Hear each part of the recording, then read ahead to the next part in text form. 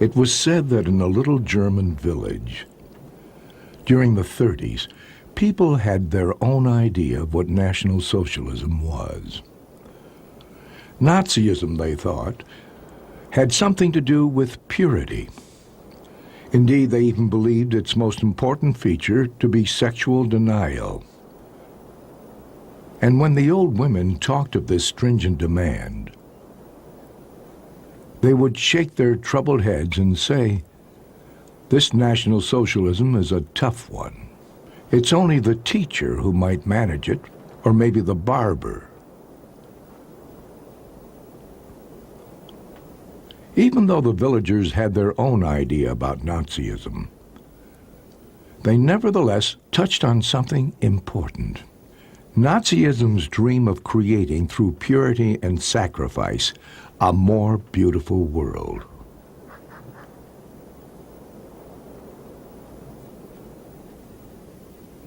The Nazi gospel warns of a world about to collapse, an eternal twilight that threatens to engulf the earth. The Nazis claimed to have discovered the source of this threat and took it upon themselves to eradicate it. Purified and preserved from decay, a new Germany would arise, mightier and more beautiful than ever before.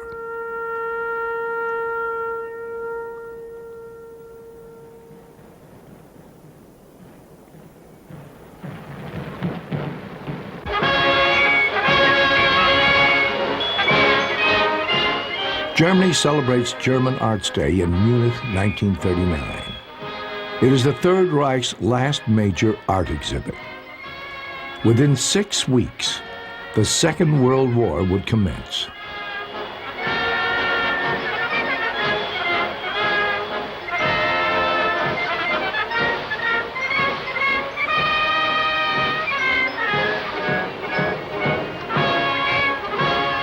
Yes, this government, half of which consists of men who once aspired to serve the arts, is conscious of the artist's role as an intermediary, declares Hans Friedrich Munk, author and president of the Reich's Chamber of Literature.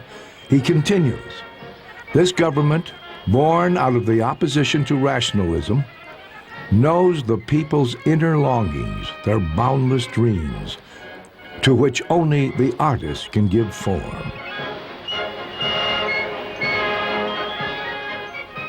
Though this claim may be hyperbole, it is not entirely groundless.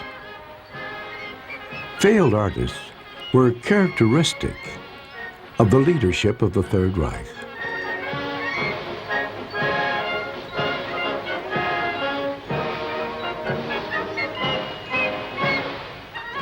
Several of the men nearest Hitler had made serious artistic endeavors.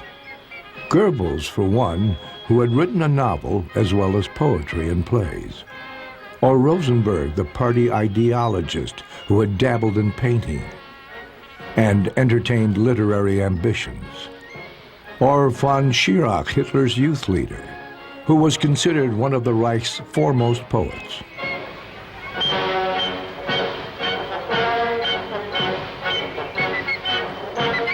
And Hitler himself, a failed painter who dreamt of being an architect. He never abandoned the dream. His artistic efforts extended into the 1920s. Pedantically drawn watercolors in the style of postcards.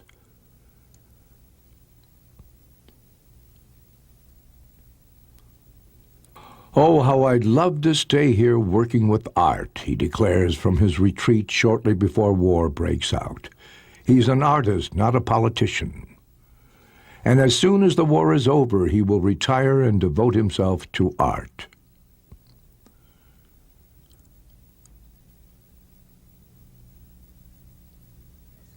At 18, Hitler had unsuccessfully applied to the Academy of Art in Vienna.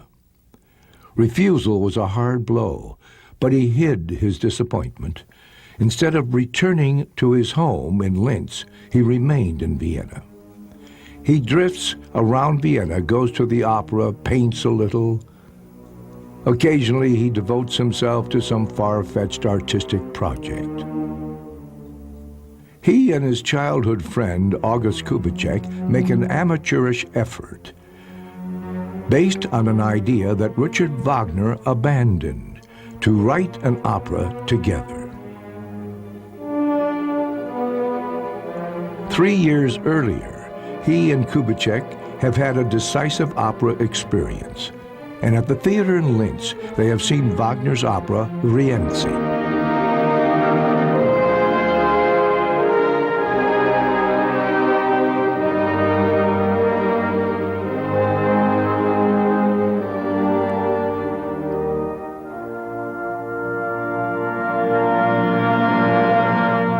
The opera is set in medieval Rome. Rienzi, the people's spokesman, rises against the aristocracy.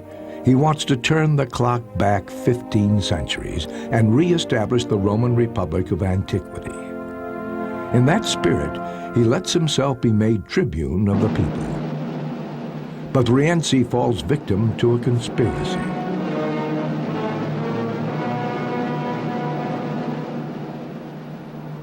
He fights his last battle in the capital as it crashes, burning around him. Hitler is deeply moved by Rienzi. Overwhelmed, he outlines for Kubitschek his plans for his own future and that of his people. Later he would say, "It was in that hour it all began." This experience cemented 3 fixations in Hitler that would never lose their grip on him. His fixations on Linz, his home city, on antiquity, and on Wagner. "Whoever would understand Nazism must first know Wagner," said Hitler. And indeed, Wagner occupied a special place in Hitler's imagination. Wagner's political tracts were early favorites of Hitler's. Already in Linz, he had fantasized over his own operas, so extravagant as to eclipse Wagner's works. It was opera's scenic possibilities that fascinated Hitler, the fantastic illusion, the flight from reality.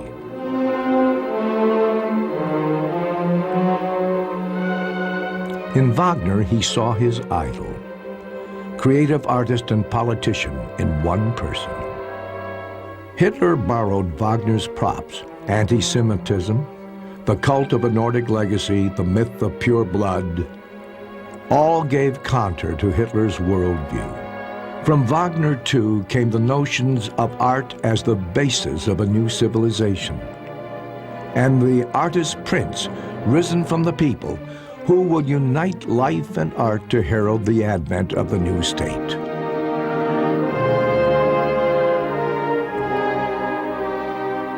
Hitler found use for his artistic bent in political work. He created Nazi props, everything, from uniforms to flags and standards. With his own sketches and instructions, he gave the Nazi movement its form. Hitler's 1923 sketch of the party standard. The goldsmith Gar prepares from Hitler's sketches the first standard of the NSDAP. Propaganda provided the outlet for Hitler's artistic ambitions.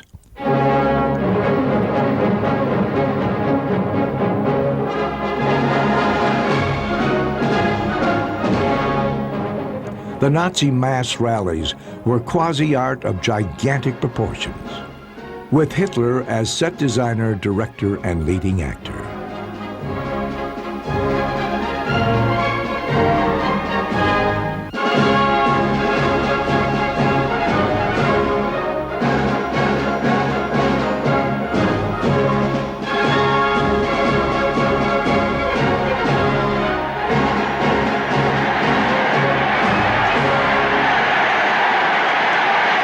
Mass rallies also embodied a central Nazi ideal, the myth of the body of the German folk.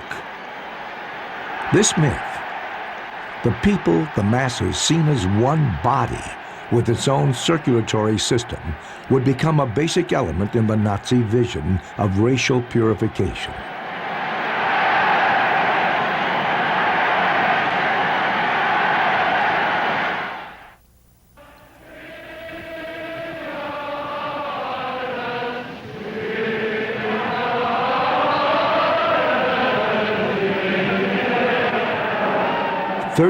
January 30th, 1933. The Nazis celebrate Hitler's seizure of power.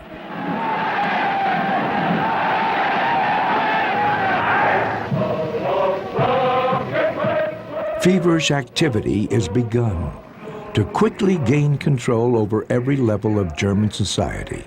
Everywhere, Nazi activists force their way in.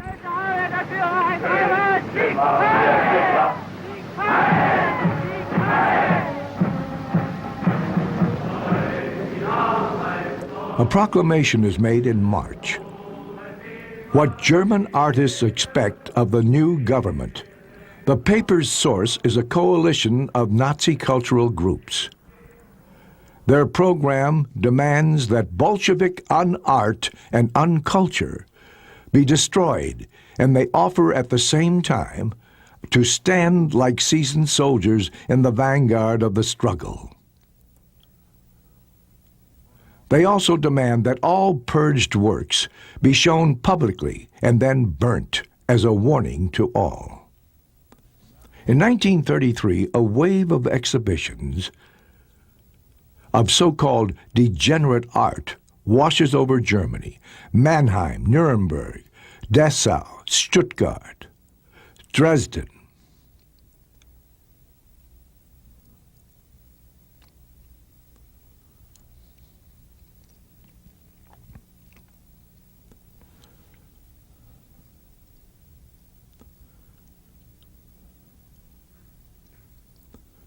Already in the early 20s, art was of first-rank importance to the Nazis. Cultural degeneration was seen by many as a genuine threat. Decay was a modish word among the German petty bourgeoisie.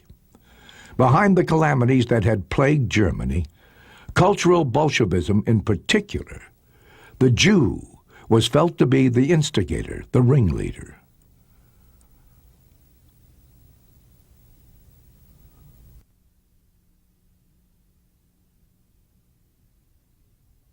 With its skewed perspectives, avant-garde art was to the Nazi an augury of impending doom. To them, the chaos they perceived in it was visible evidence of spiritual and intellectual depravity. In 1928, under the leadership of Rosenberg, the first Nazi cultural organization was founded. The National Socialist Society for German Culture. One of the 6 founders is SS leader Heinrich Himmler. Later, the society renames itself the Defense Guild for German Culture. The offensive against modern art soon took on a hygienic character. Modern artists' works were said to show signs of mental illness. Their creators were ripe for the madhouse. One of the Defense Guild's most influential members, art theorist Paul Schultz-Naumburg, begins a nationwide speaking tour in January 1931. In the world of German art, a struggle to the death rages, not unlike the struggle in politics. And it must be fought with the same gravity and singleness of mind, he says. Showing lantern slides to illustrate the lectures, he projects his vision of art hygiene. By choosing pictures of deformed cases from medical journals and comparing them with modern art, he claims to show a link between physical degeneration and artistic perversion.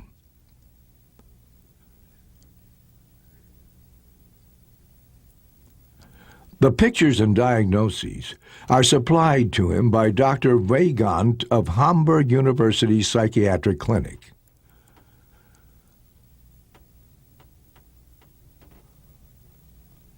In Schultz-Naumburg's view, art is not only a mirror of racial health.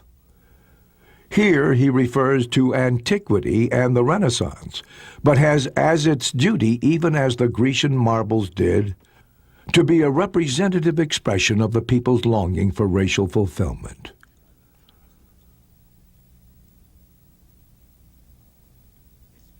On seeing these pictures, no one can identify them with anything but the misshapen wretches in clinics and madhouses, where the blighted and degenerate of our species are gathered, concludes Schultz-Naumburg.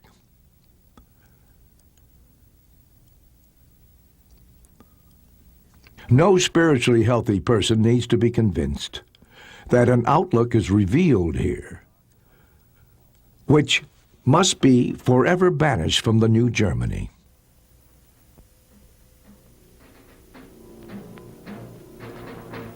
On July 14, 1933, a new law is enacted. Dies Gesetz soll Helfer sein, das Kranke auszumerzen.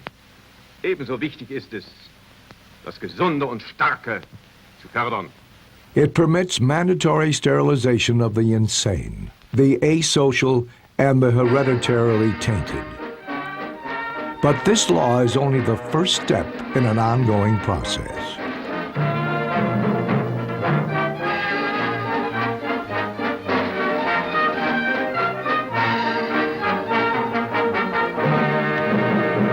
In March 1935, an exhibition opens in Berlin, The Miracle of Life. Here, the physician emerges as the spearhead of Nazi racial policy. In the quest for pure blood, the enemies are the Jew, race mixing, and degeneration.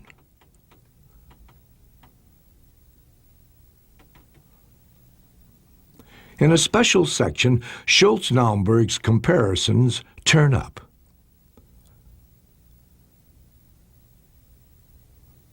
Another section is devoted to the mentally ill and asocial. A grisly vision is conjured up of idiots and retards gradually outnumbering normal people. Still other sections deal with race, preservation, and refinement.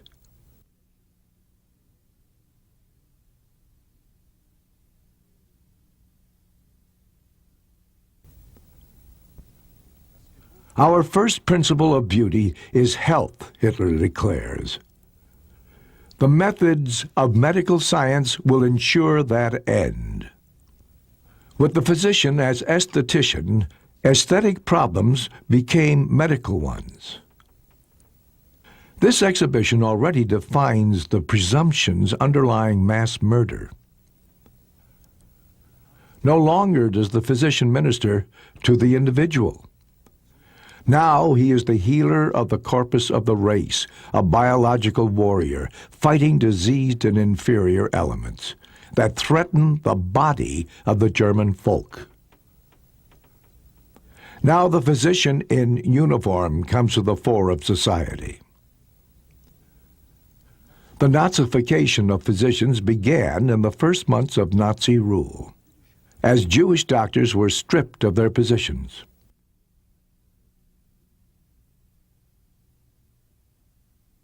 This mass expulsion created undreamt of career possibilities. Physicians with the right ideology quickly soared to the top. Special schools offered courses in Nazi medicine. No other profession could boast so many party members. 45% of German physicians belonged to the party.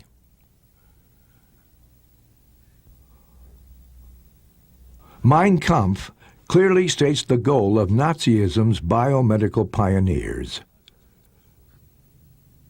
A state which preserves in a time of pollution its finest racial elements must one day be Lord of the earth.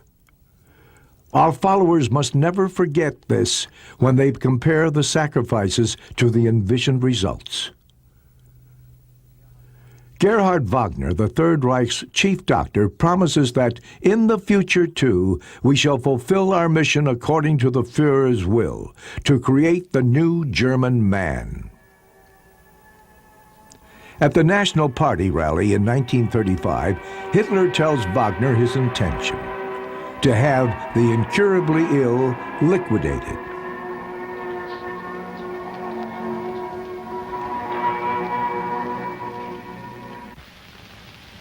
Was wir uns unter der deutschen Jugend der Zukunft wünschen, ist etwas anderes, als was die Vergangenheit sich gewünscht hat. Wir müssen einen neuen Menschen nennen, auf das unser Volk nicht an den typischen Degenerationserscheinungen dieser neuen Zeit zugrunde geht.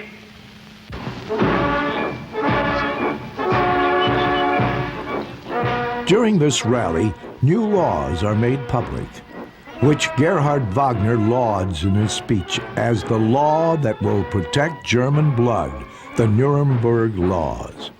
Marriage between Germans and Jews is outlawed.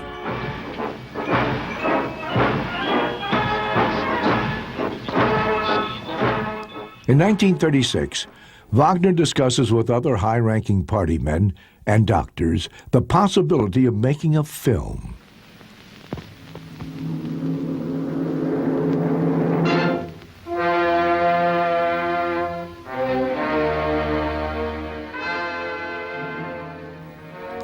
At the film's premiere in Berlin, 1937, Dr. Wagner gives the welcoming speech. The film will be shown in every cinema in Germany. Alles Lebensschwache geht in der Natur unfehlbar zugrunde.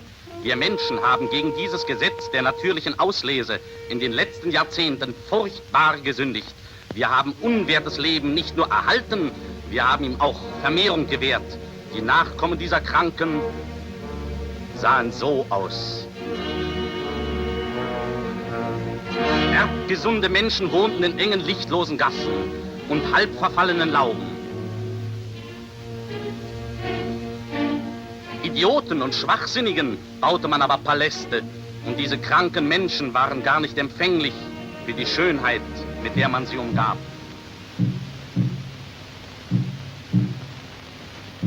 Das deutsche Volk kennt das ganze Ausmaß dieses Elends wohl kaum. Es kennt nicht den drückenden Geist jener Häuser, in denen Tausende lallende Schwachsinnige künstlich ernährt und gepflegt werden müssen, die tiefer stehen als jedes Tier. In den letzten 70 Jahren hat sich unser Volk um 50% vermehrt, während die Zahl der Erbkranken im gleichen Zeitraum um 450% gestiegen ist. Wenn diese Entwicklung so weiterliefe, würde schon in 50 Jahren auf 4 gesunde Menschen ein Erbkranker kommen. Ein endloser Zug des Grauens würde in die Nation hineinmarschieren, maßloses Elend über ein wertvolles Volk kommen, das dann mit Riesenschritten seinem Ende entgeginge. Das Gesetz zur Verhütung erbkranker Nachkommen. Beautification of the world was one of the tenets of Nazi ideology. Once long ago, the world was beautiful, but race mixing and degeneration had polluted it. Only a return to earlier ideals could make mankind flourish again.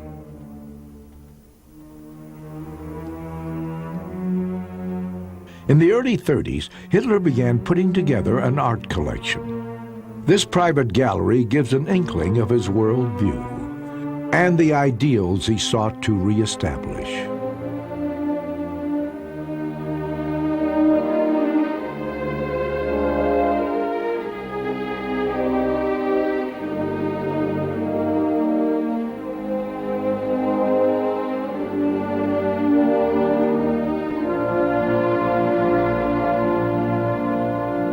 The collection is dominated by art from the Bismarck era.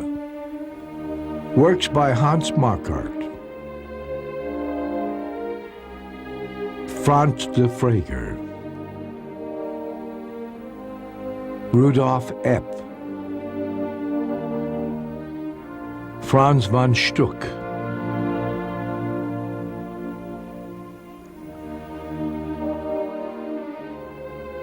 perhaps the collection was meant for the museum Hitler dreamt of founding in Linz, a museum for which he would choose the objet d'art,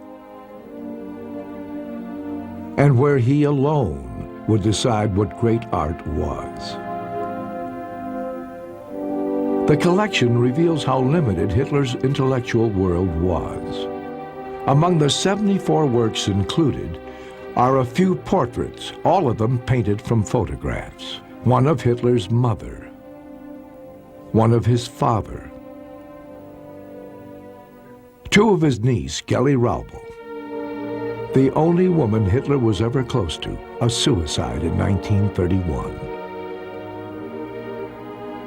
One of his deceased chauffeur, Julius Schreck, and one of Richard Wagner. As museum founder, Hitler would create the Reich's first great art event.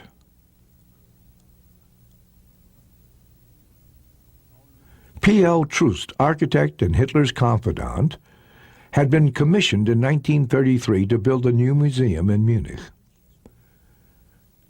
In October, Hitler lays the foundation stone.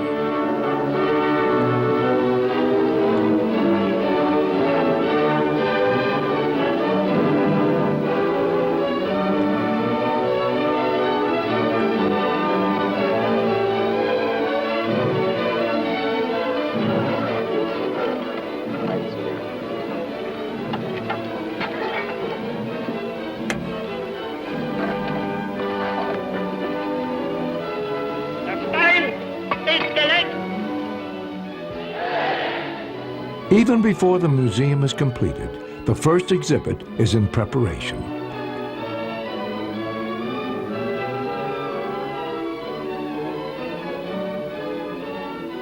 A jury made up of experts whom Hitler trusts are to make selections from the 15,000 works submitted. 6 weeks before the museum's opening, Hitler inspects the results. Disappointed, exasperated, he takes over the job himself. Heinrich Hoffmann, his photographer and well-versed in Hitler's taste, is assigned to model the exhibit after Hitler's intentions. On July 18, 1937, the House of German Art and the Great German Art Exhibit are unveiled. It is a showing of the new genuine German art.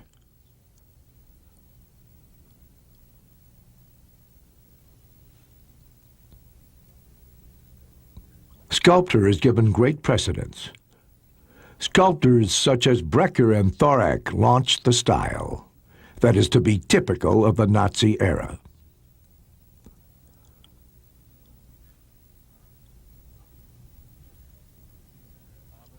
But Hitler's inauguration speech is not about art alone. This exhibit represents the end of lunacy in art and the denial of the German people's culture. Henceforth, we shall wage a relentless purgative war against the rearguard of our culture's disintegration. A flyer comes with a catalog.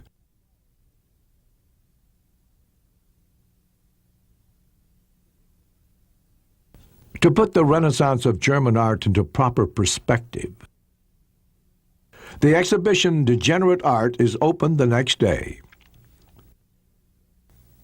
With Goebbels' help, Hitler had already made sure of the exhibition's success.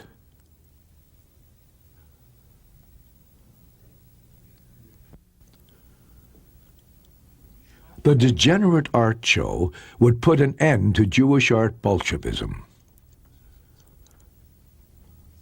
The works of some 730 banned artists were shown.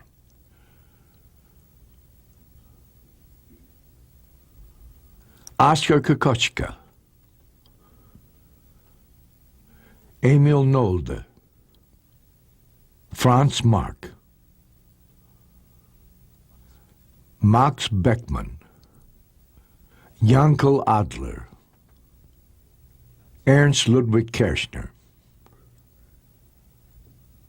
German art had now undergone its purifying bath, but Nazism's ambition to beautify included every area of life.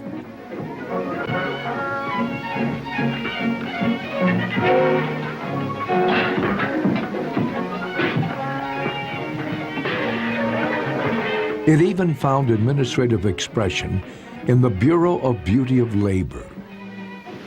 Wir hatten uns schon daran gewöhnt, dass unsere Arbeitsstätten, die Fabriken und Berghöfe hässlich und schmutzig aussehen. Das wird nun anders. Unsere Arbeitsstätten sollen schön und würdig werden.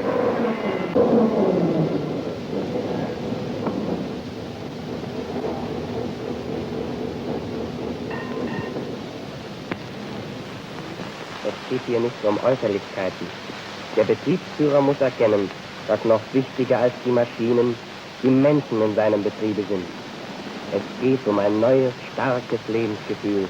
Es geht um die Freude an der Arbeit für den schaffenden deutschen Menschen. Cleanliness was the gospel of beauty of labor. Clean workers in tidy workshops was its slogan.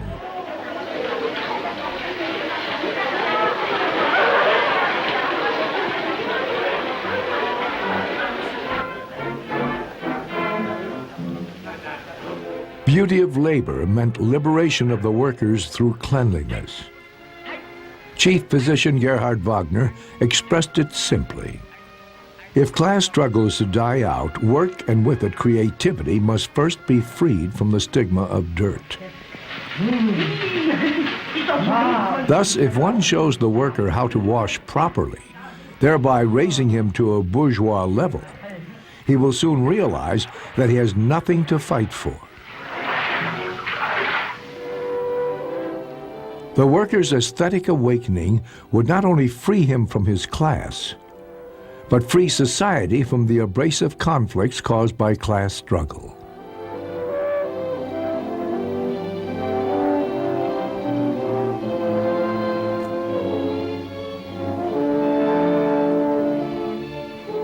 The society would be the embodiment of an ideal, cleansed from all ugliness, untouched by chaos and filth.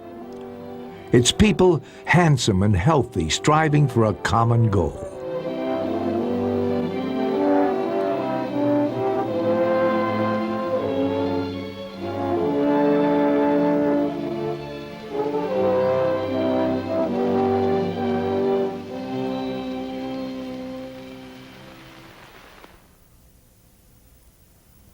To characterize this new epoch, new buildings must be erected.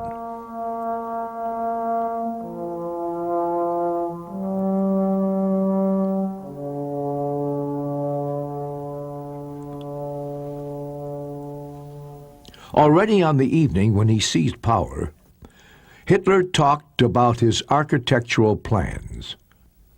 Hitler called the Chancellery a piddling cigar box, and architect Albert Speer's first major task was to create a new chancellery building worthy of the new state. Hitler has made the first sketches himself. The project is kept secret. Until war breaks out, Hitler devotes much of his time to the architecture of the new Germany. He heaps new sketches over Speer. And between their meetings, he painstakingly works on new ideas. The volume of this architectural vision is gargantuan. More than 40 cities are in line for monumental building projects. Ich lege den Grundstein zum Neubau des Hauses des Fremdenverkehrs in Berlin und befehle damit zugleich den Beginn der Arbeit des Umbaus von Groß-Berlin.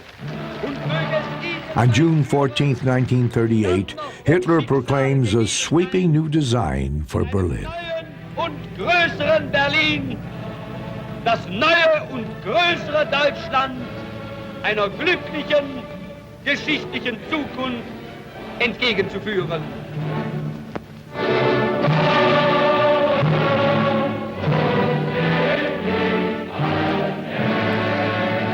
However, the actual scope of his outsized plans for the capital city is kept secret.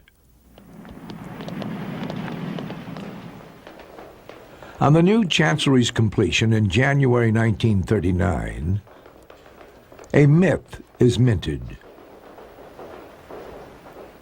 According to the myth, Hitler has commissioned Speer only 1 year earlier to design and build the massive structure.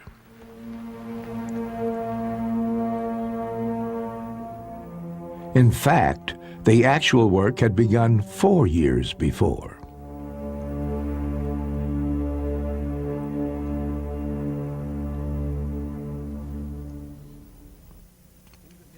At about the same time he sketched plans for the new chancellery, Hitler decided to rebuild his chalet in Berchtesgaden to have it befit his new status. To this end, he not only produced sketches, but completely took over the replanning of Berghof, his retreat. The original house was to be part of the new structure. The result was amateurish. Obvious weaknesses flaw the design. An alpine chalet aspiring to be a chateau.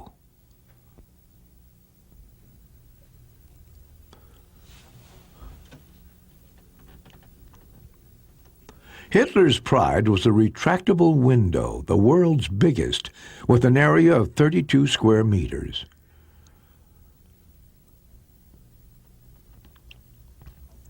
At Berghof, the monumental is paired with the petty bourgeois in a bizarre way.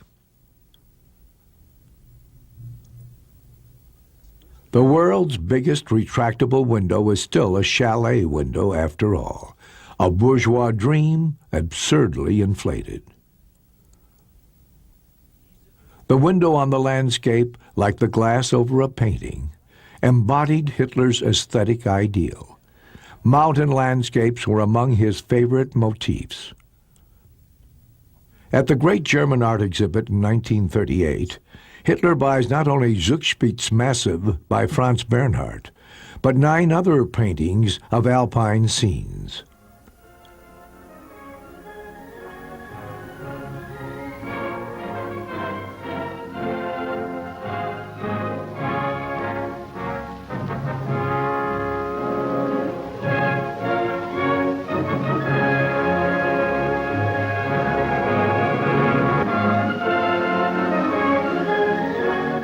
For the yearly exhibitions in the House of German Arts, Hitler's photographer Heinrich Hoffmann is now the one-man jury. On the day of the 1938 opening, Hitler rewards Hoffmann with a professorship. Hitler himself buys 372 works, 1/3 of the entire exhibition.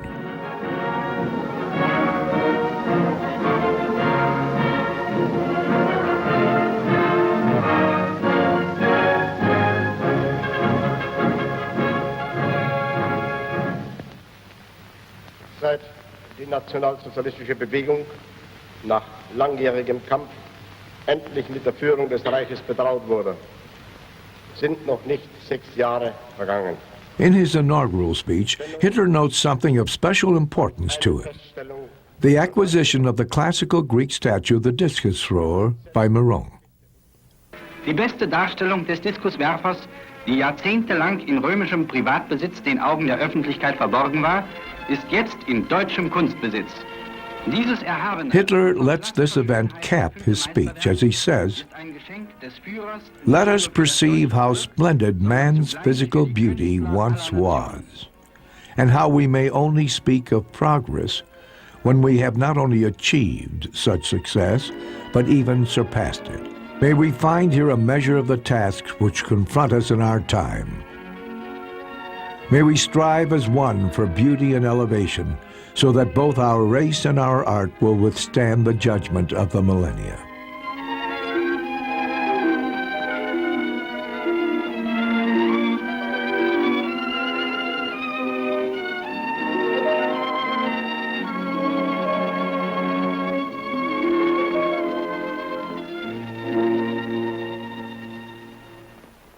It was just this correlation between man and art that elevated sculpture in the Third Reich to state art of the highest rank.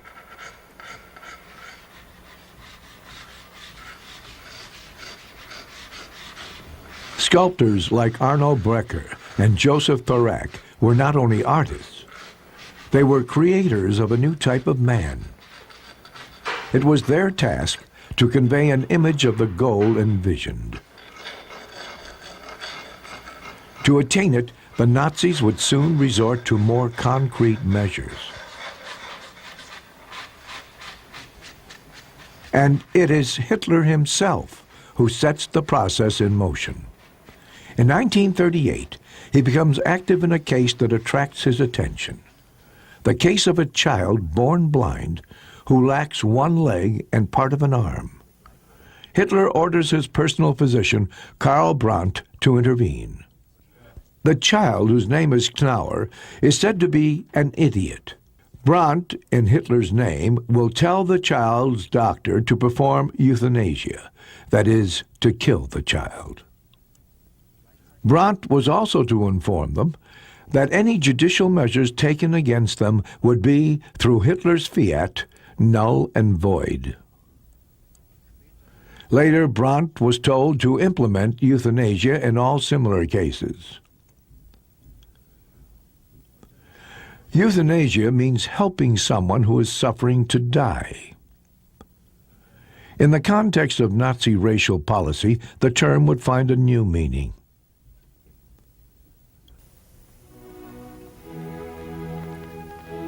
The Great German Art Exhibit of 1939.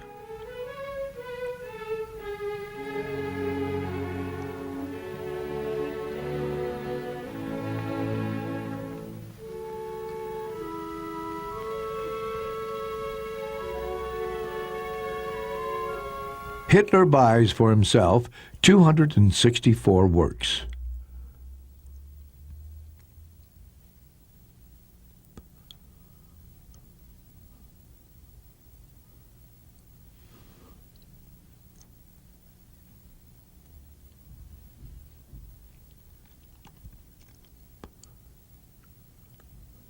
After annexing Austria, Hitler updates the plans for his home city, Linz. These dreams had occupied him since his youth. As early as 1925, he had sketched plans for a German national art gallery. In it, artists would be allotted space for their works, depending on Hitler's evaluation of their talent.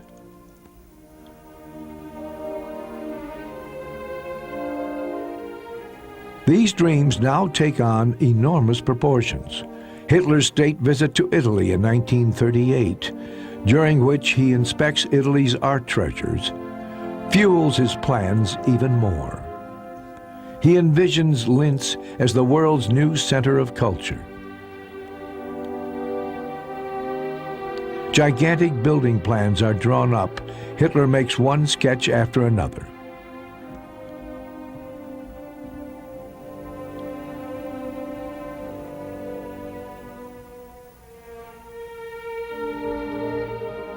Dr. Hans Posse, chief of the Dresden Gallery, is recruited for a secret mission amassing the Linz art collection.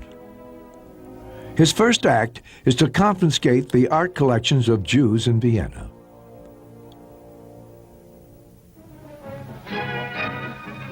On September 1st, 1939, Germany attacks Poland. The Second World War has begun. 9 days before, Germany signed a non-aggression pact with the USSR.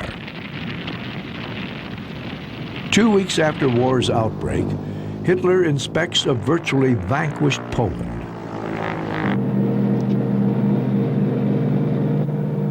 A few weeks later, Hitler orders the start of the euthanasia program. Germany is to be cleansed of its failed human specimens. Hitler's friend and personal physician, Karl Brandt, and his chief of staff, Philipp Bühler, are empowered to choose physicians for the program. The order is written out on Hitler's personal stationery and backdated to the day when war broke out. The tactic indicates doubts on Hitler's part.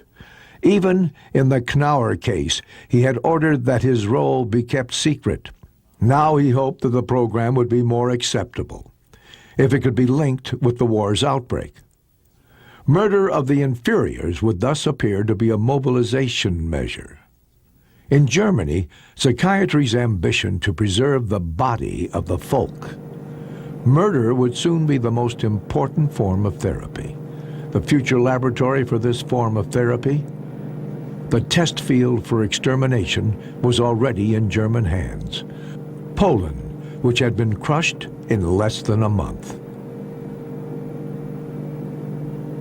After extensive tests at Brandenburg prison, Hitler, on the advice of SS Dr. Werner Heyde, recommends the lethal use of carbon monoxide. An office is opened in Berlin for the program. Its address, Tiergartenstrasse 4, provides the organization's code name, T4. A system using questionnaires and doctors' reports takes form. The forms are distributed to hospitals and asylums. For each patient, details regarding pathology, work capacity, race, religion, and criminal record must be filled in. A space is reserved for the physician's decision. A blue minus sign means life. A red plus sign, death. From the beginning, Jews have a special status. For them, the diagnosis that they are Jews is enough. Later, the screened-out patients are fetched. SS personnel in white coats attend to their transport. The bus windows are painted over to prevent people from seeing in. After a temporary layover, the patients are transported to the death facility. During this time, their families receive 3 letters. The first one states that the patient has been moved on account of the war. Then a second letter confirms that the patient has arrived safely. A doctor has signed it with a faked signature. The last letter, prepared by a special department, is a letter of condolence stating a fictitious cause of death. The signature on it is faked. At the death facility, the patients are gassed in small groups. The corpses are burnt in the facility's crematorium.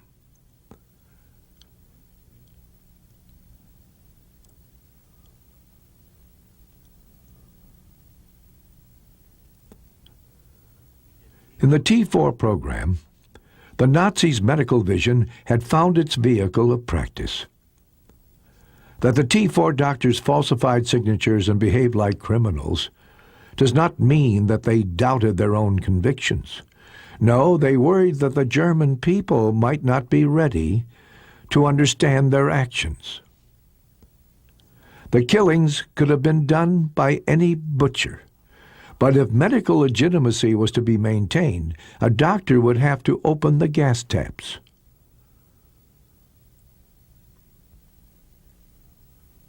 As great as the energy expended now in rooting out unworthy lives is the energy devoted to the preservation of valuable Aryan blood.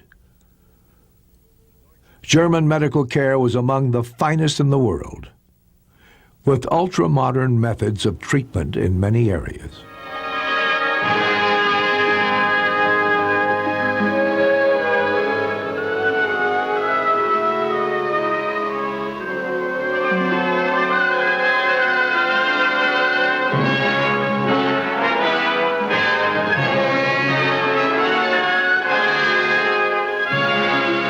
This double role, the physician healing with one hand and killing with the other, gradually began to sow misgivings among the German people. Angesichts der unmittelbar bevorstehenden feindlichen Kriegsausweitung auf belgisches und holländisches Gebiet und der damit verbundenen Bedrohung des Ruhrgebietes ist das deutsche Westheer am 10. Mai bei Morgengrauen zum Angriff über die deutsche Westgrenze auf breitester Front angetreten. With the assaults on Holland and Belgium, the Western offensive begins.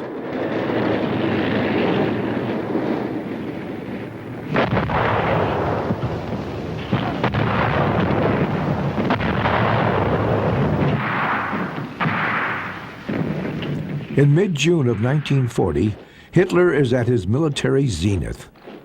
France is vanquished.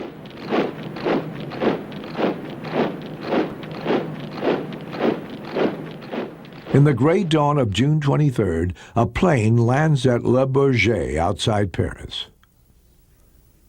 Hitler fancies an art tour and arrives with a group of artists to inspect the fallen Paris.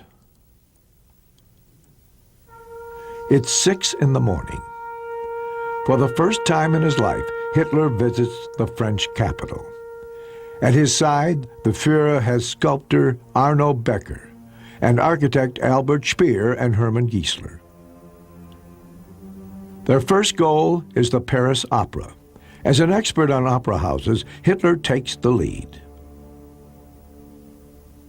In all of Europe, there is hardly a theater of renown whose plans he has not studied, and he has carefully pored over the blueprints of the l'Opéra in Paris.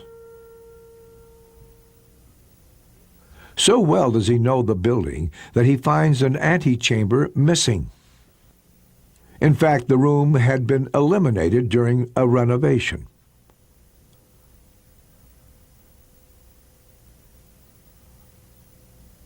Their program proceeds at a breakneck pace. The tour winds through a Paris that is not yet awake.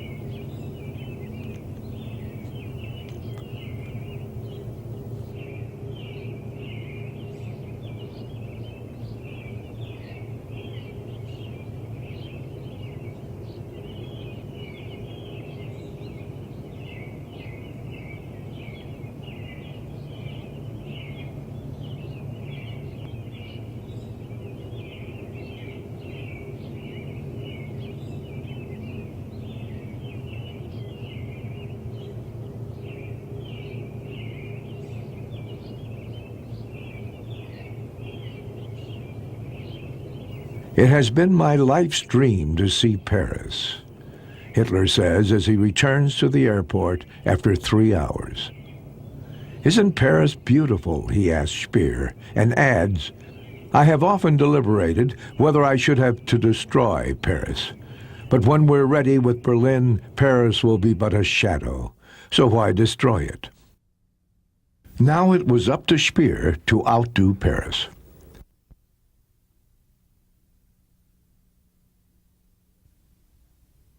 The blueprints for the future capital of the world empire were now completed.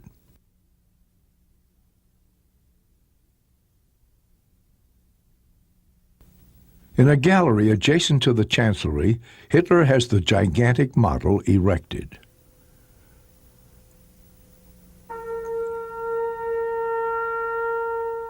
Here is Hitler's own triumphal arch, twice as big as the one in Paris. Speer has drawn it from a sketch Hitler made in 1925. Here, the Führer's palace, a monstrous complex which will be Hitler's new residence. Here, too, is the Great Hall, the crown of the new Berlin. It is also based on one of Hitler's 1925 sketches. Now Speer would bring the dream to life. This dome was to be the largest assembly hall in the world, with seats for 180,000 people. Its dimensions were incomparable, 17 times as big as St. Peter's in Rome. For the entrance hall, Hitler suggests a colossal statue of himself. An opening in the roof will allow heaven's light to enter. In 1950, at the latest, with the war won, the new capital will be ready.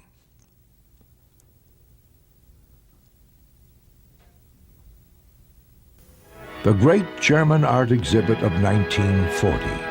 In den Sälen des Hauses der deutschen Kunst zeigen diesmal 751 Künstler 1397 Werke der Malerei und Plastik.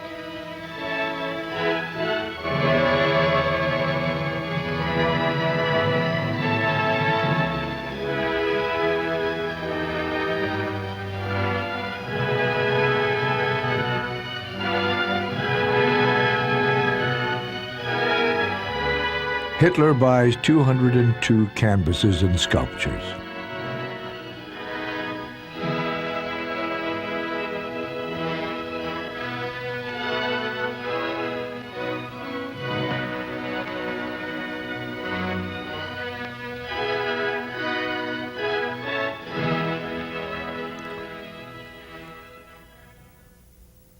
In the cultural metropolis of the future Linz, construction is underway. The half-completed Nibelungen Bridge augurs the city's new image.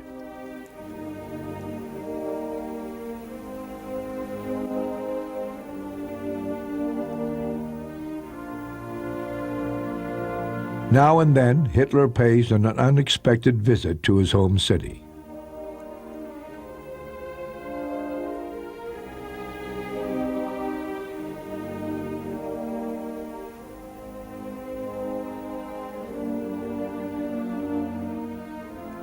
The war has opened new possibilities for the Linz project. German occupation has unlocked the doors to Europe's treasures. Hitler's men scour occupied Europe, lugging home purchased and confiscated works to Germany. Leonardo da Vinci, Rembrandt, Jacob Jourdain. From prepared catalogs, Hitler chooses works of art for transport to Germany.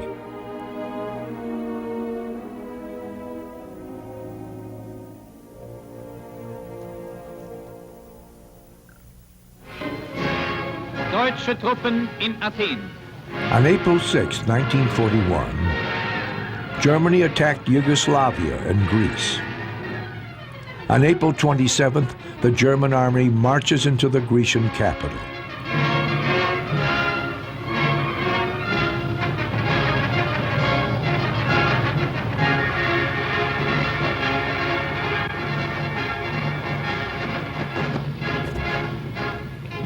To Hitler, this conquest is not just one among many. As the German troops near Athens, he forbids bombing of the city. He lays bare his feelings to Goebbels. His heart belongs to antiquity. Rome and Athens are his Mecca.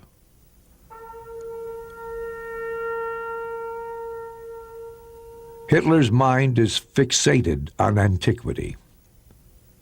Of all history's epochs, antiquity alone elicited his unreserved admiration. He saw it as a model for the society he hoped to build. If we are asked about our forefathers, we must refer to the Greeks, he stated. He described Sparta as the most racially pure state in history. Ancient Rome, he said, was the most mighty republic that ever existed.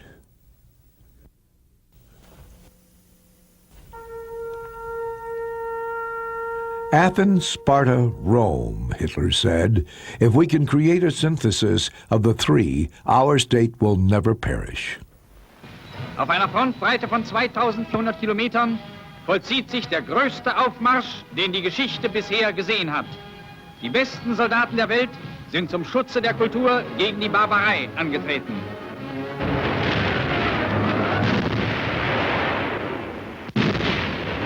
On June 22nd, Hitler attacks the Soviet Union.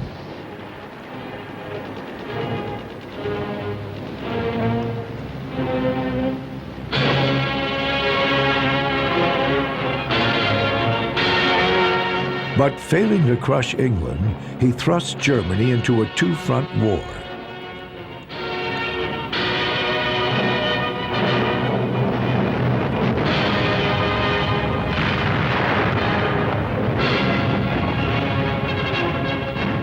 A few weeks later, Hitler can inspect occupied Russian territory. Unter uns Minsk. Hier tobte eine der größten Material- und Umfassungsschlachten der Weltgeschichte. Fast 350.000 Gefangene fielen allein hier in unsere Hand. Die jüdische Bevölkerung Baltis wird in Sammellager gebracht. Das sind jene Ostjudentypen, die besonders nach dem Weltkriege die Großstädte Mittel- und Westeuropas überschwemmten, wo sie als Parasiten ihre Gastvölker zersetzten und tausendjährige Kulturen zu vernichten drohten. I feel like the Robert Koch of politics, says Hitler. He discovered a microbe and broke new ground for medicine. I have exposed the Jew as the microbe that subverts society.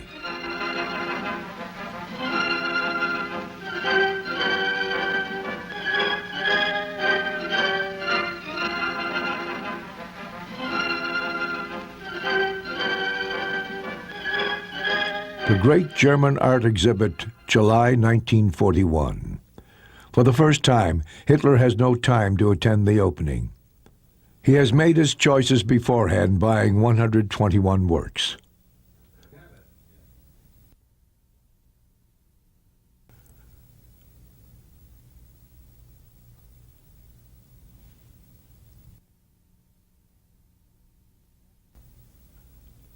The attack on the USSR inspires Hitler to a new art initiative, an organization for war art. Artists will depict the Eastern Offensive firsthand from the front.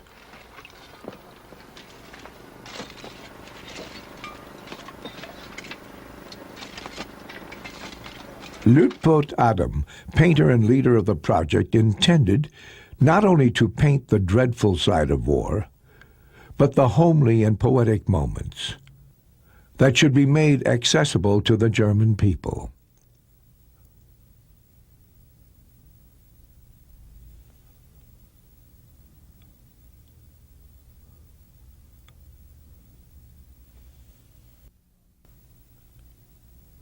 While German troops advance across Russia's vastness, Germany's largest sculptor's studio is alive with frenetic activity. Joseph Thorak is working on a sculpture in monumental format, destined for the party's rally grounds in Nuremberg.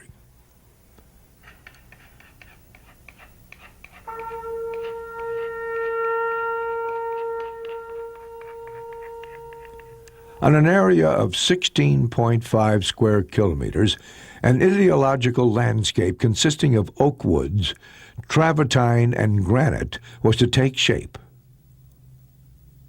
For the yearly party rallies, arenas were built to hold millions of people.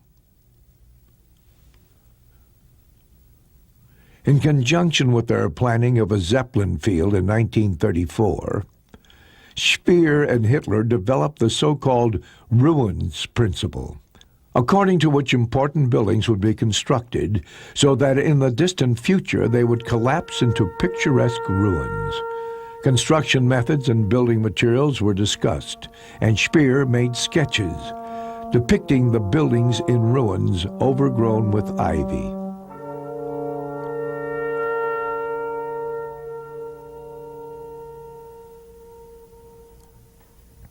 The 360-meter-long tribune on the Zeppelin field was inspired by the altar at Pergamon. The Congress Hall was inspired by the Colosseum in Rome.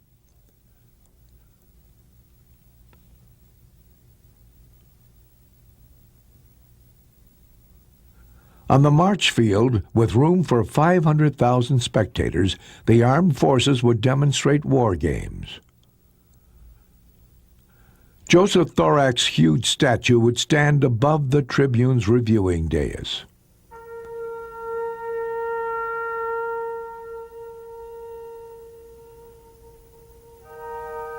Along a 90-meter-wide granite street, columns of 60 men across would parade on the march field.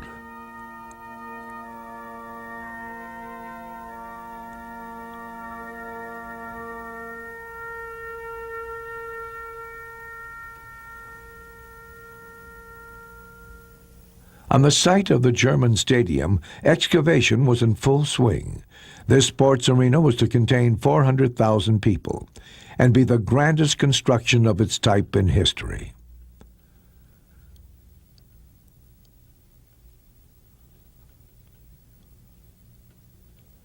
Even before he seized power, Hitler claimed this area as historic ground.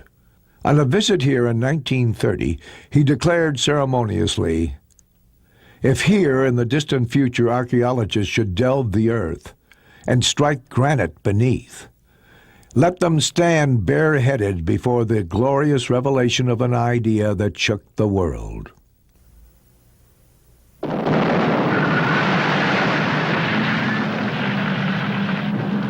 Hitler calculated that the Soviet Union would be beaten in 4 months and that the majority of Russians would side with the Germans, thus hastening the Russian collapse.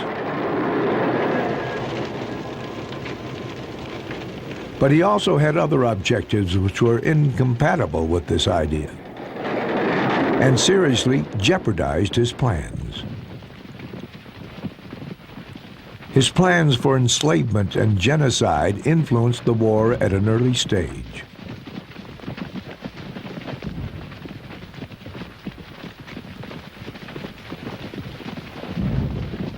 The projected Eastern Offensive bore all the earmarks of colonial warfare, as if the war was to be fought against some technologically benighted exotics.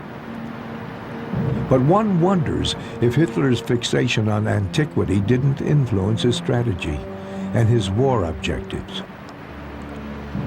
His plans to enslave neighbors no less civilized or technologically advanced, or to wipe them out, to displace vast hordes of people and reduce whole cities to ashes, transposed the war's objectives back several thousand years in time. The ghosts of ancient wars seem to haunt Hitler's modern war machine. An ultra-modern war with ancient war objectives. This pattern calls to mind antiquity's wars of annihilation, the Punic Wars, the destruction of Carthage. Victory was not enough.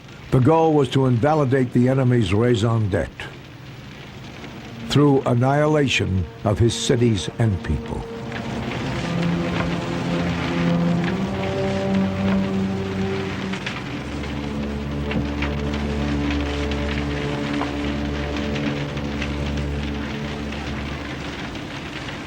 Here we must revert to ancient principles.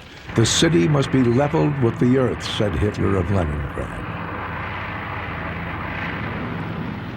He had similar plans for Moscow, so that the Russian capital might be erased from memory.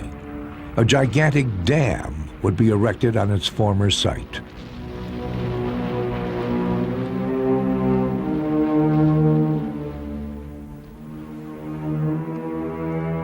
Enslaving the enemy was a classical method of acquiring manpower.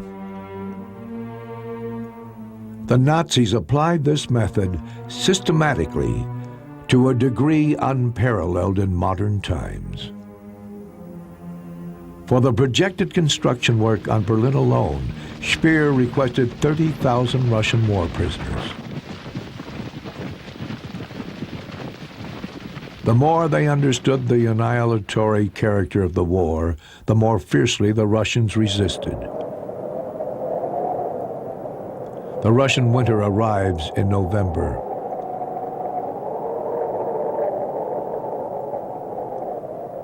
There will not be a winter campaign, Hitler had assured his generals. The German troops are not equipped for winter.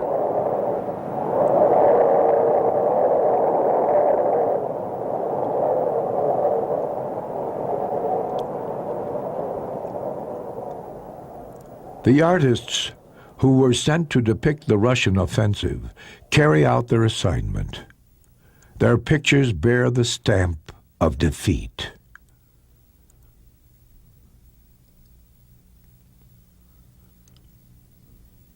By early December 1941, the German offensive is halted outside Moscow.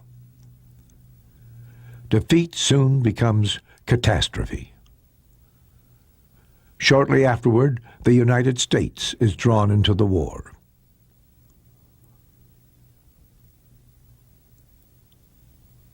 As 1941 fades to a close, Hitler senses that the war has reached its turning point. The proposed objectives lack material support. Hitler's vision of world dominance begins to waver. All that remains now is the Third Reich's death throes, an agony in slow motion. A secondary war objective begins to take shape, the annihilation of the Jews. At a conference in Wannsee on January 20th, 1942, the fate of European Jewry is sealed. Plans for the final solution to the Jewish question are drawn up.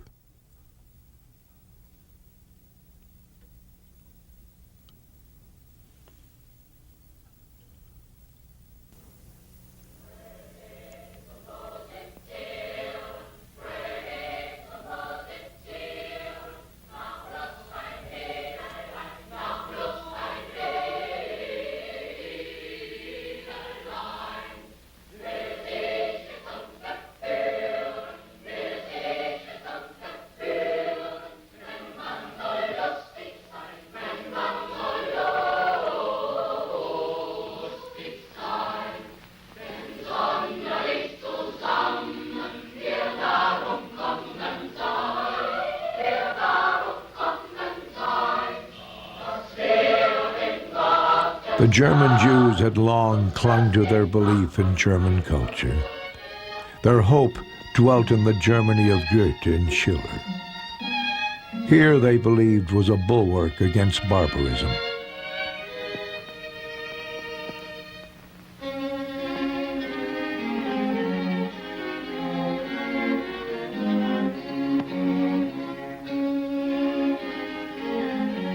In 1933, the Jews made up less than 1% of the German population.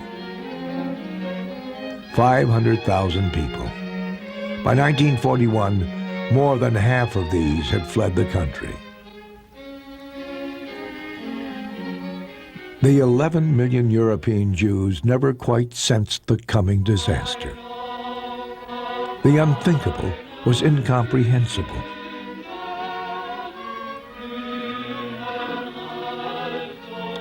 The other Germany had fled into silence or exile. For a good while now, the Third Reich had been killing people to make way for the new culture.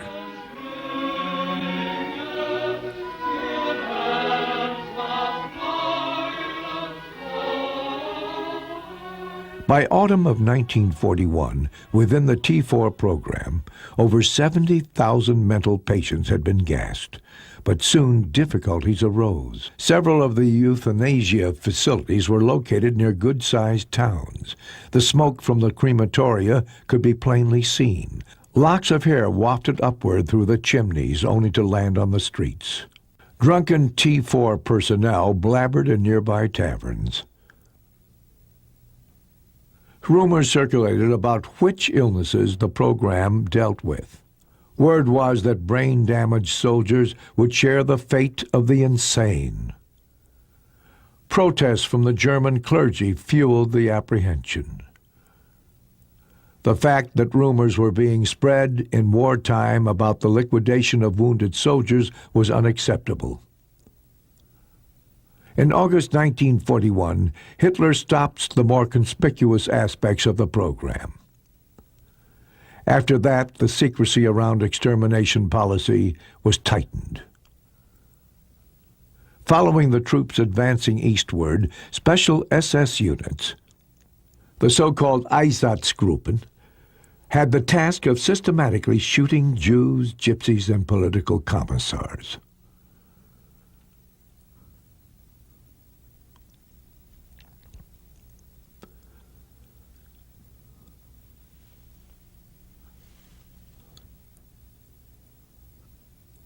This action was only meant as a stopgap. 11 million Jews could hardly be disposed of in this way.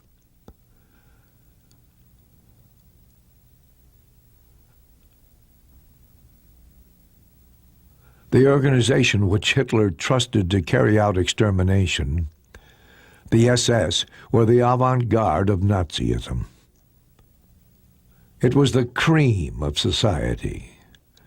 Lawyers, physicians, and other educated men that SS leader Himmler recruited to its hierarchy. An ideal example of this selection is Reinhard Heydrich, a skillful fencer, an avid violinist, and one of the pioneers of the extermination policy. On July 31, 1941, Heydrich receives written orders from Goering to carry out all measures necessary to the final solution of the Jewish question. In autumn 1941, Himmler and Heydrich name SS Captain Herbert Lange to carry out the next phase of the extermination in the East. Lange had experience of execution by gas. For the euthanasia program, he had tested a new method in East Prussia, gas vans. Using 3 of these vehicles in Kumhof, not far from Reich, Lange will set up the first extermination camp in history. The vans serve as both gas chambers and transport trucks. The motor's exhaust is pumped into the boot. The victims are driven a short way, then dumped, and pitched directly into mass graves. The SS too is obliged to care for the body of the folk on 2 fronts. Alle Tuberkulosekranken möglichst frühzeitig zu erfassen, ist der Röntgensturmbahn der SS eingesetzt. Mit eigenen Röntgenapparaten fährt in alle Gaue, Reihenuntersuchungen durchzuführen. The SS doctors and X-ray buses tour ethnic German areas in Poland. Alle Volksgenossen sollen vor den Röntgenschirm kommen, damit jede Infektionsquelle rechtzeitig erkannt wird. While at the same time in Kumhof the gas vans shuttled to and fro, SS personnel with white coats and stethoscopes take in patients for treatment. The discovery of the Jewish microbe, Hitler says, is one of the greatest revolutions the world has known. The struggles of Pasteur and Koch must be carried on by us today. Countless diseases have but one microbe as their cause, the Jew. We shall be healthy when we have eliminated the Jews. This statement was made in February 1942. At about the same time, Christian Firth, who installed gas chambers for the T4 euthanasia program, is ordered to put his knowledge at the SS disposal. Wirth considered Lange with his gas vans to be an amateur. Wirth now begins building the first stationary gas chambers in the East. On March 17th, the staff at Belzec death camp received the first victims. The gas chambers are copies of the T4 facilities with greater capacity. In quick succession, the death camps of Sobibor and Treblinka are built. In the meantime, a new method was emerging, one that would eclipse the other 2 completely. At Auschwitz, tests were being made with an insecticide based on cyanide. Immediately after the German invasion of Poland, a film team commissioned by Goebbels to make a propaganda film arrived in the occupied territories. The film was shot in the squalor of the Jewish ghettos. On November 28, 1940, the film opens at one of Berlin's largest cinemas.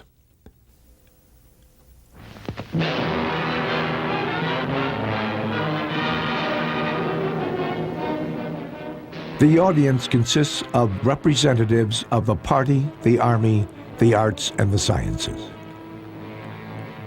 Here, the campaign against the Jews reaches its zenith. This is the end of the propaganda war, the beginning of mass extermination.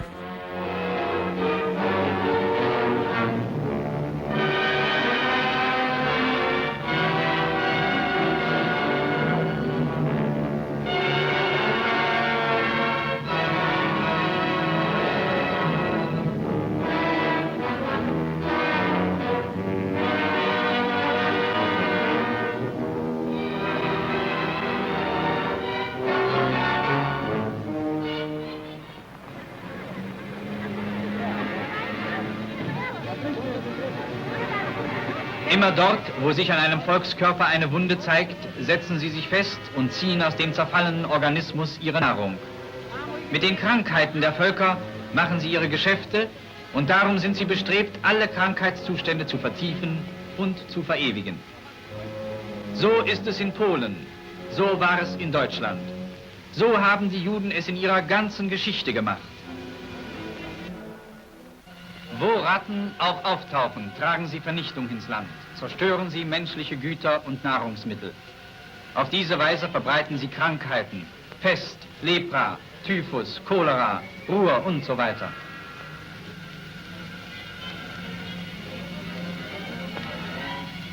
Sie sind hinterlistig, feige und grausam und treten meist in großen Scharen auf. Sie stellen unter den Tieren das Element der heimtückischen unterirdischen Zerstörung dar. Nicht anders als die Juden unter den Menschen.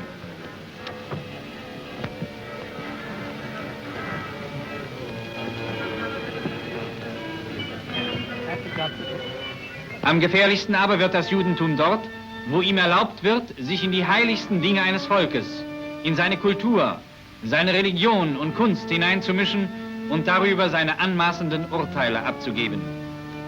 Der Schönheitsbegriff des nordischen Menschen ist dem Juden von seiner ganzen Natur aus unverständlich und wird ihm ewig unverständlich bleiben. Für die Reinheit und Sauberkeit des deutschen Kunstempfindens hat der wurzellose Jude kein Organ. Was er Kunst nennt, muss seine entarteten Nerven kitzeln. Ein Geruch von Fäulnis und Krankheit muss es umwittern.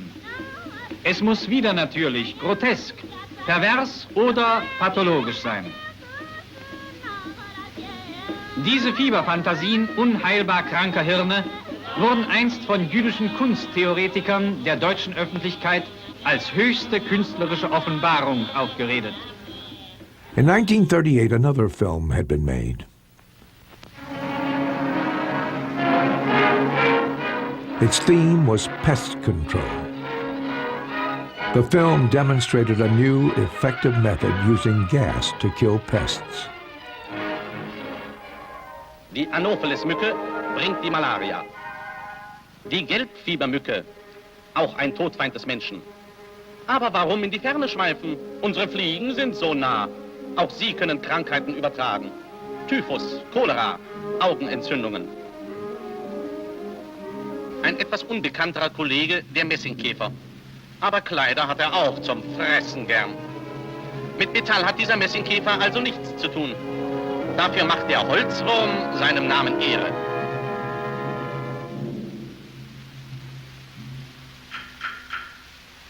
Er macht nicht einmal vor wertvollen Kunstschätzen Halt.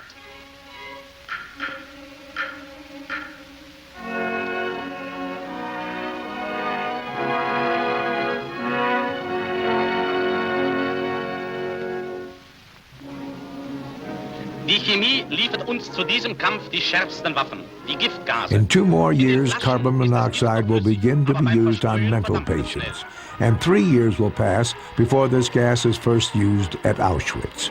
The gas is called Zyklon B. Blausäure, die ja äußerst giftig ist, eignet sich zur Schädlingsbekämpfung ganz besonders. Hier ihre einfachste Anwendungsart. Man lässt sie von porösen Gipswürfeln aufsaugen, die dann in gewöhnlichen Blechbüchsen gasdicht verschlossen werden. Mit Blausäure durchgast man größte Betriebe ohne jede Gefahr für Mensch und Material. Die Fenster werden gasdicht verklebt. In April 1943, Himmler gives a private speech before some SS officers. Hier sitzt der Feind.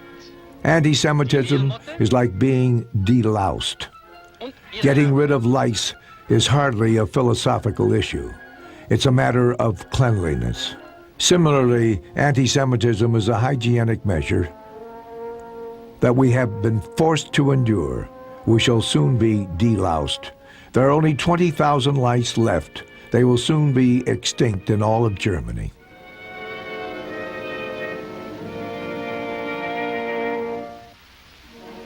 Gas! Gas! It was not by pure chance that an insecticide would be the Nazis' most effective weapon in the fight against the Jews. For years now, propaganda had hammered out the metaphor. The Jews as bacteria, insects, vermin.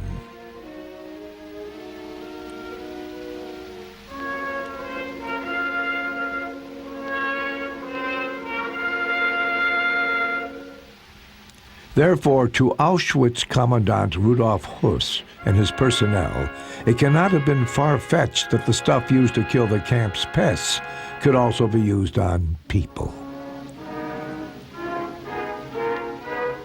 For Höss, it was also a matter of delicacy. Langsam erfüllt das Gas den ganzen Raum.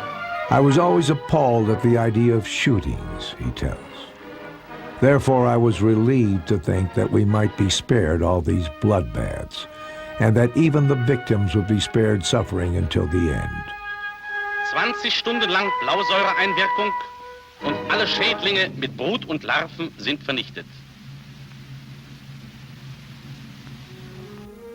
Hier in diesen hellen, gepflegten Räumen gibt es keine Schädlinge. Sauberkeit und Erhaltung der wertvollen Güter bilden die Grundlagen für die Gesundheit und den Wohlstand eines Volkes. The Nazi cult of beauty functioned as a mental cosmetic. The picture of the ideal was the screen, behind which the murderers could pursue their craft. When Auschwitz Commandant Höss describes the ideal he created for his wife and children in the death camp's shadow, it is a clear expression of this function. After mass killings began, I was no longer happy at Auschwitz, he laments.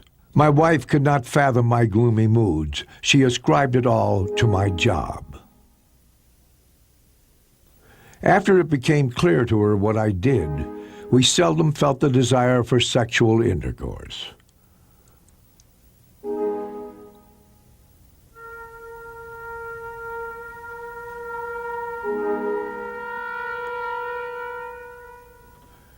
From 1942 on, the gas chamber was the foremost tool of extermination.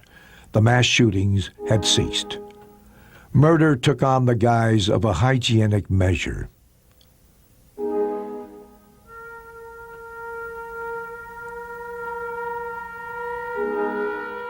At Auschwitz, the medical aura was kept intact.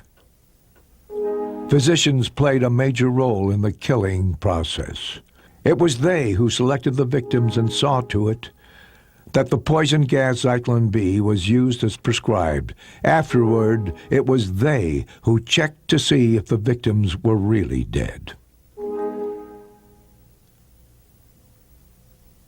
A system which forced the victims to operate the killing facilities would spare the killers the unpleasantness of their horrible trade.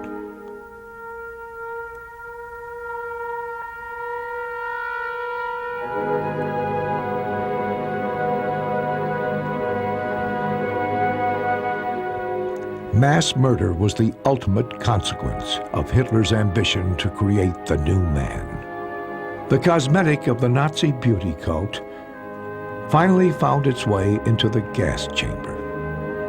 The killing was a biological mission, a holy tribute to pure blood. The death factories were anthropological sanitation facilities, instruments to beautify the world.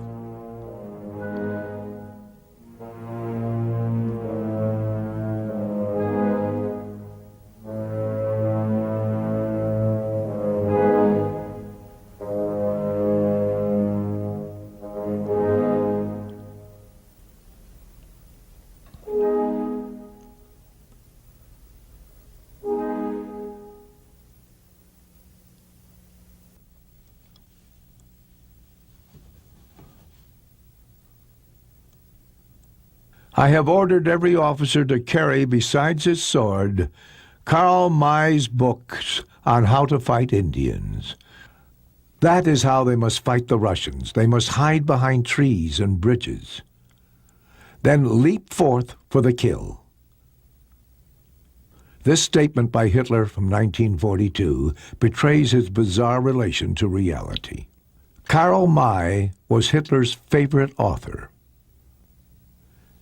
This German author wrote some 70 boys' books that Hitler had read as a child. Karl May wrote books about Indians and romantic adventure tales set in exotic surroundings. Richness of style and detail and a realism that evokes travel books are characteristic of his work. Descriptions of the Indians' fire-making techniques, details on weapons, clothing, and provisions.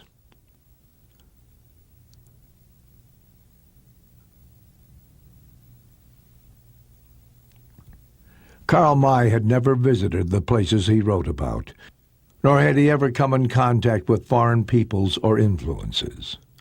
He shared this lack of real experience with the untraveled Hitler.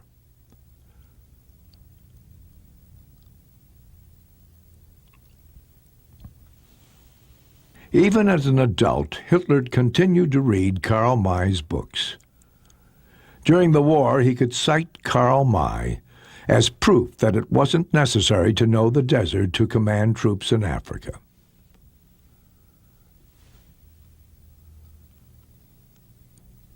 Hitler was well aware of May's lack of experience.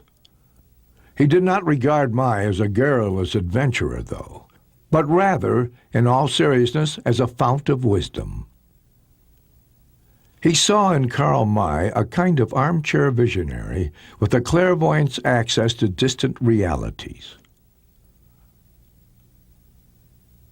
On another occasion, Hitler names May as an example of how someone with imagination and the power of insight does not need to know a certain people, even as May did not know Bedouins or Indians, to know their souls better than any anthropologist who had studied them.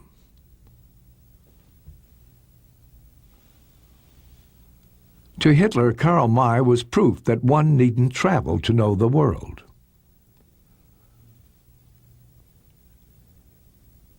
Hitler explicitly held the view that imagination could provide the basis for knowledge. Thus he was betrayed by his inability to distance himself from the visions that crowded in on him.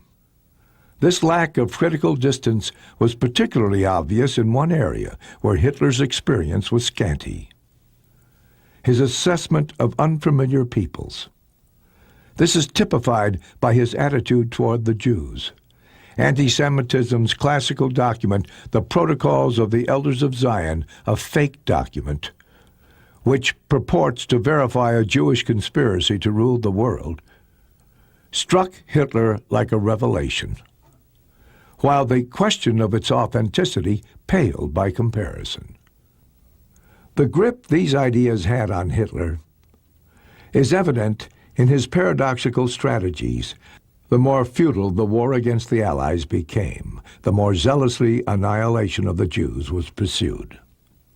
Despite the constant dearth of vital equipment and transportation, extermination of the Jews had the highest priority.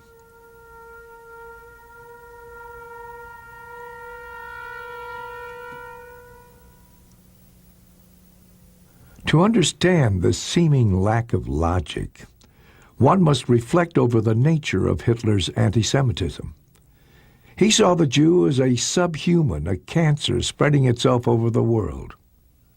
But because the Jew had preserved his own racial purity, he was the Aryan's fiercest rival for world domination.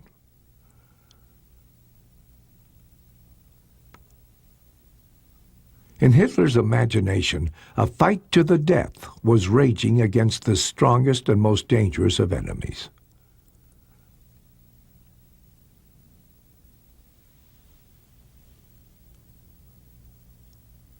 To wage war without fighting this primary enemy was unthinkable for Hitler.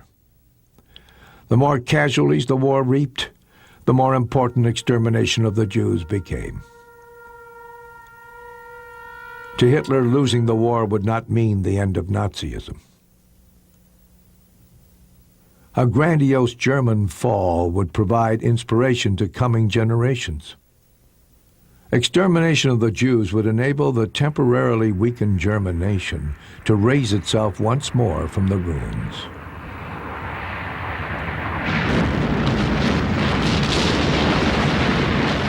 On the night of May 30th and 31st, 1942, thousands of British bombers expelled their payloads over Cologne. For the first time, the Allies strike a deadly blow to Germany's heart.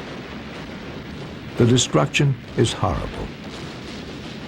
The attack is a harbinger of the firestorms that will now plague Germany.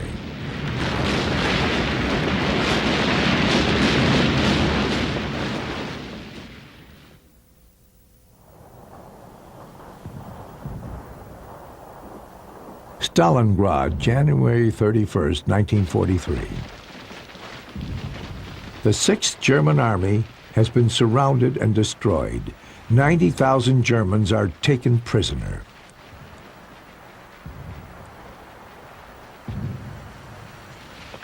And now the whole world knows that Germany is losing the war.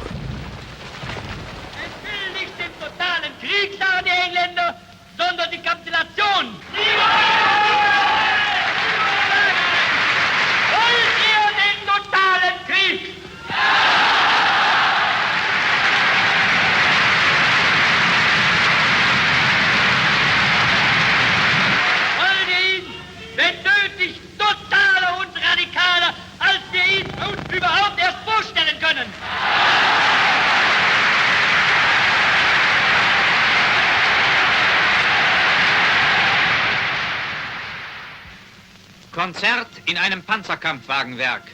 In der Arbeitspause spielt das Orchester des Deutschen Opernhauses unter der Stabführung von Hans Schmidt-Isserstedt.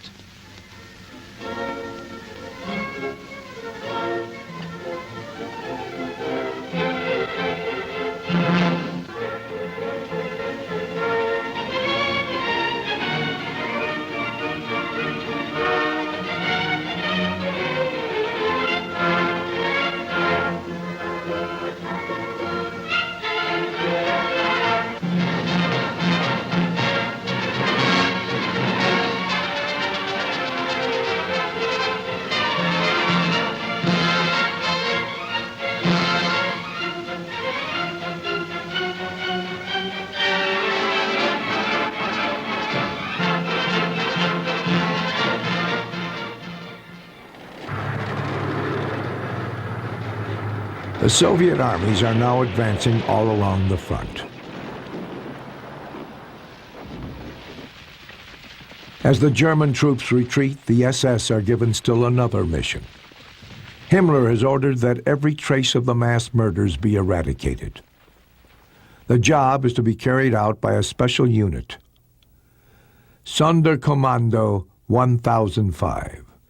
Even as the German war machine slowly falls to pieces, Sonderkommando 1005 is occupied with the cosmetic adjustment of history. Before the Russian onslaught, the mass graves must be opened, the corpses burned, and the skeletons ground to dust in bone mills. Weeds will be sown to hide the grave sites. The Great German Art Exhibit 1943. Trotz der Stürme des Krieges kann die Kunst in diesem gigantischen Schicksalskampf ihrer Aufgabe dienen. Hier einige der ausgestellten Werke.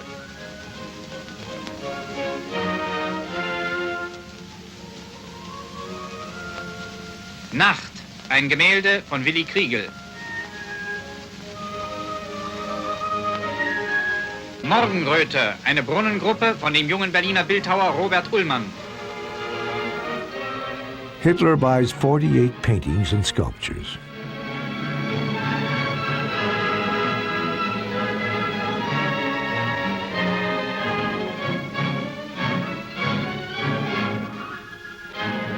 Hitler's plans for the Linz museums are still proceeding apace. Architect Hermann Giesler works non-stop on the blueprints and models. The hunt for Europe's art treasures continues. Between 1942 and 43, Hitler's men acquire some 3,000 more works. Vermeer, Rubens, Vicelli, Amigoni. Each work is carefully catalogued. In war-torn Germany, an evacuation is planned. The art treasures will be stored in a salt mine in the Austrian Alps.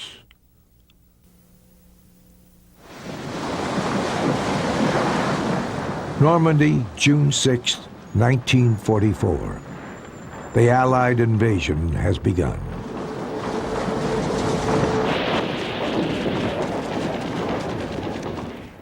Paris, August 20th. The Allies approach Paris. The Germans are preparing to pull out of the city.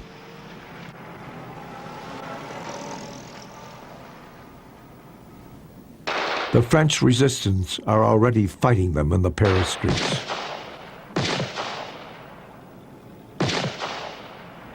Over 4 years have passed since Hitler visited Paris as her conqueror. Now his thoughts return there. On August 23rd, he orders defense of the city.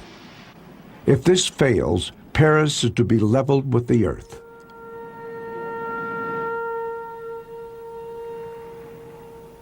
Two days later, Paris is liberated. The German armies are now in retreat on every front. Hitler orders the scorched earth policy.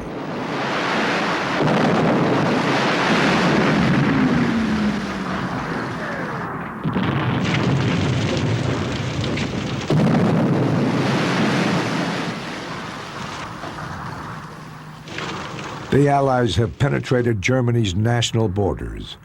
Now the war will be fought on German soil as well. Es wird der Feind in den nächsten Wochen und Monaten zu verspüren bekommen. Dass es etwas anderes ist, Paris und Bukarest, und dass es etwas anderes ist, Köln und Königsberg zu besetzen. Wohnstätten und Kulturdenkmäler sanken in Trümmer. Versorgungs- und Verkehrswege wurden unterbrochen, aber das Leben geht unter der Erde weiter. In riesigen unterirdischen Küchen ist die Verpflegung der Bevölkerung gewährleistet.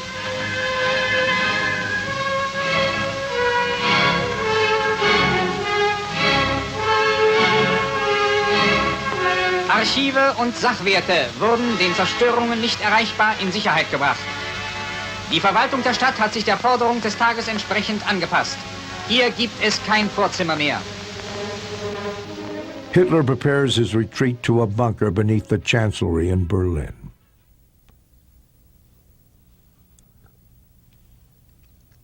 Auschwitz, January 27th, 1945. Russian troops have reached the death camp.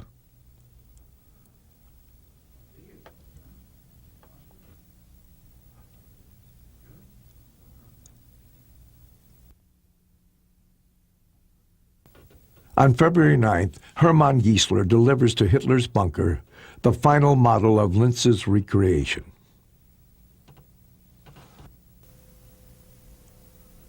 For hours on end, Hitler studies the doomed plans.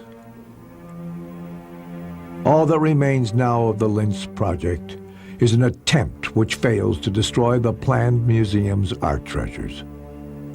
In the salt mine in the Austrian Alps, where most of the works are stored, explosives are planted, which at the approach of the enemy troops should blow the entire depot sky high.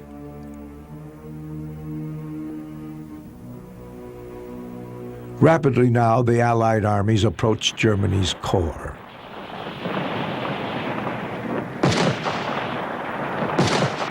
On March 1st, Hitler orders the press to publish articles on the Punic Wars. The German struggles to be likened to Rome's wars against Carthage. It took 3 long wars to secure Rome's place in the ancient world. Despite his physical and mental decline, Hitler keeps his grip on those around him. The impending catastrophe seems to arouse new vigor in him. The shame of defeat will be offset by the glory of Germany's fall. Out of total defeat, new grain will sprout forth, he declares. On March 19th, Hitler orders targeted areas emptied of population at once, and all supply depots and objects of real value destroyed. If the war is lost, the German people are also lost, Hitler maintains. It isn't necessary to be concerned about what the Germans will need for elementary survival. After this struggle, only the inferior will be left. The good will have perished.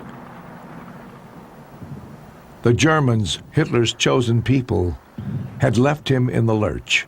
Now they would meet their doom.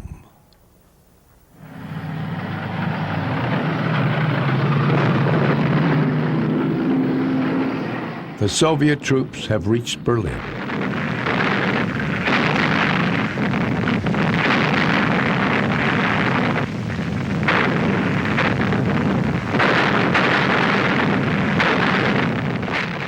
I will be true, though all have me forsaken. I'll bear my banner even to defeat.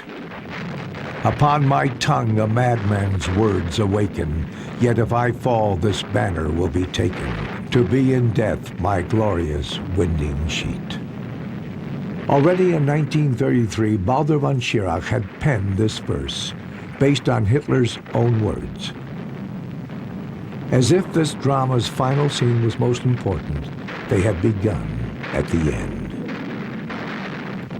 Hitler saw doom as art's highest form of expression.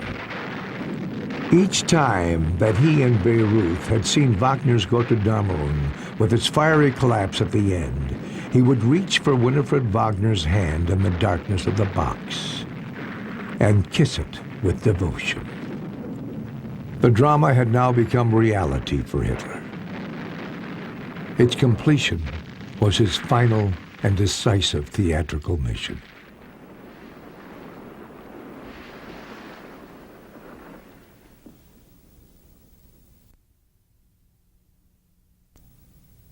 After defeat, there is nothing.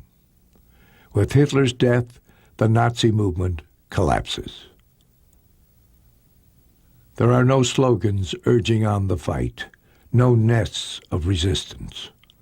Overnight, Nazism has completely lost its momentum.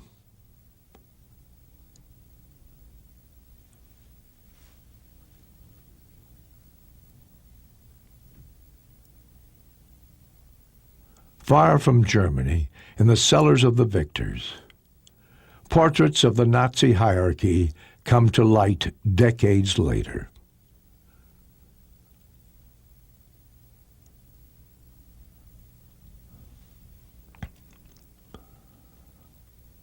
Alongside Gauleiter and party functionaries, we find doctors, genocide experts, and architects.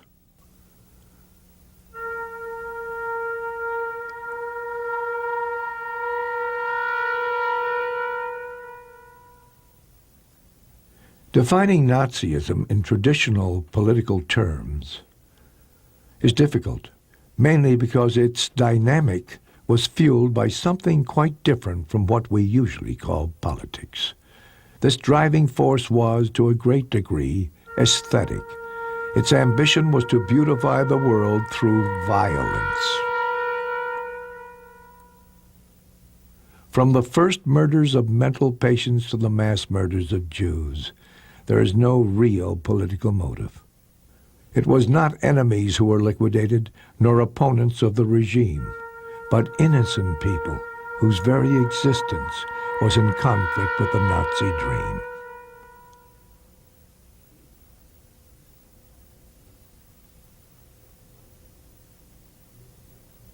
The civilian character of the mass killing makes it unlike war crimes. These were civilian murders under a military guise.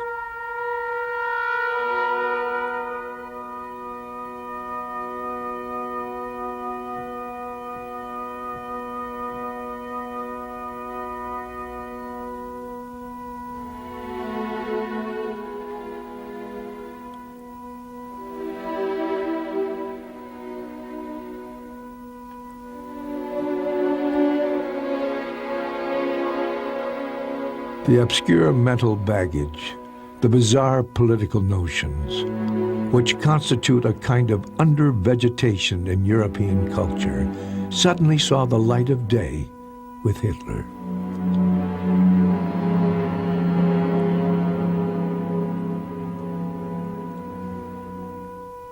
Hitler went from words to deeds. Without restraint, he transformed an absurd ideology into a hellish reality.